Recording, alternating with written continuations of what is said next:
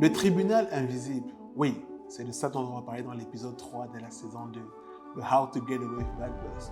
Pourquoi tribunal invisible, me demanderez-vous? En réalité, il faut savoir que sur Internet, on adore juger. Je pense que je ne vous apprends rien du tout. On a ce côté déjà voyeur qu'on a développé tous en ligne, et ça a commencé bien avant. Mais ça s'est accentué, j'ai envie de dire, avec les contenus éphémères. Rappelez-vous, quand Snap arrive avec son contenu qui s'autodétruit après 24 heures de temps, il est repris par la maison Meta, dont sur Instagram, on voit apparaître les stories en 2016, et puis après sur WhatsApp en 2017, sous le nom statut. Le côté voyeur a été développé justement développé ou même propulsé, j'ai envie de dire, dans ces contenus éphémères. Mais maintenant, derrière, c'est que le jugement est permanent. On va avoir des contenus, et c'est pas mauvais, hein, je ne vous juge pas pour le coup, mais le but en fait, c'est que beaucoup de gens jugent sur Internet. Et donc, du coup, je parle de tribunal invisible. Rappelez-vous, épisode 2 de cette saison 2, je vous ai dit, il y a des groupes communautaires où, par exemple, une maman viendra dire que mon enfant a consommé tel produit agroalimentaire et a eu des soucis avec son estomac. Les mamans de ce groupe vont automatiquement émettre un jugement parce que entre elles, il y a une sorte de relation de confiance. Ça peut être un groupe où elles font la tontine ensemble. Et donc, du coup, si l'une d'elles apporte le divers que tel produit n'est pas bon pour la consommation des enfants, automatiquement, elles vont générer un jugement. Et donc, la marque sera automatiquement sanctionnée. Un verdict va tomber et automatiquement, ils vont décider de ne plus consommer le dit produit. Donc, même avant votre intervention, vous avez déjà été jugé, vous avez déjà reçu une sanction irrévocable. Donc, vous comprenez bien pourquoi je parle de tribunal invisible. Le but ici n'est pas forcément de dire que vous allez chercher à vous défendre, c'est qu'il y a déjà une sanction qui est tombée. Et en réalité, ce n'est pas forcément mauvais de dire que la sanction arrive avant votre intervention.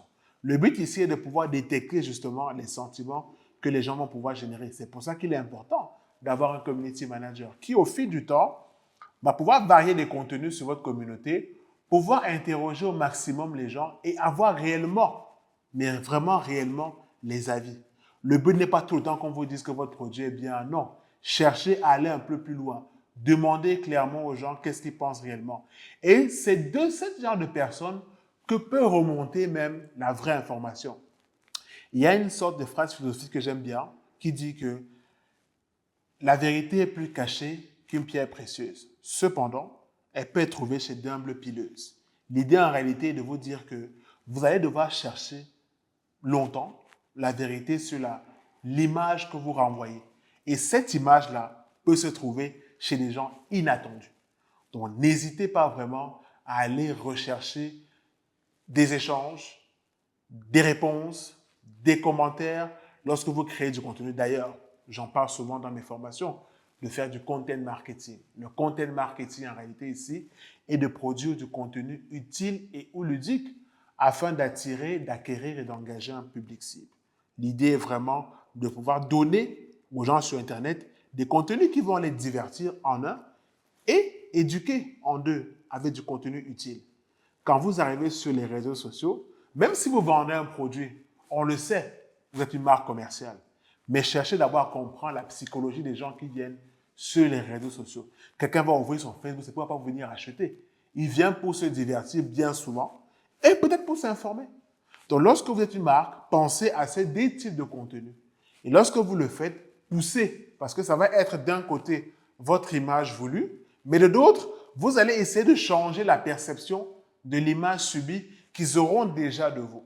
Donc, d'un côté, vous avez les tribunaux, des communautés qui vont vous évaluer, mais il faudrait qu'elles puissent donner cette évaluation directement sur la communauté que vous aurez bâtie. Parce que il n'est pas impossible que des gens créent des groupes sur votre marque. C'est ce qu'ils pensent de vous. D'ailleurs, c'est même un peu flatteur, j'ai envie de dire, que ça existe. Mais pour le coup, il faudra bien regarder la teneur. On a même des pages de multinationales d'entreprises ici qui ont des pages parodiques, pour le coup, et où leur image est souvent dégradée, ou du moins, elles ont une mauvaise image. L'idée est vraiment de comprendre quel est le problème sous-jacent qu'émet la communauté dans cette page parodique.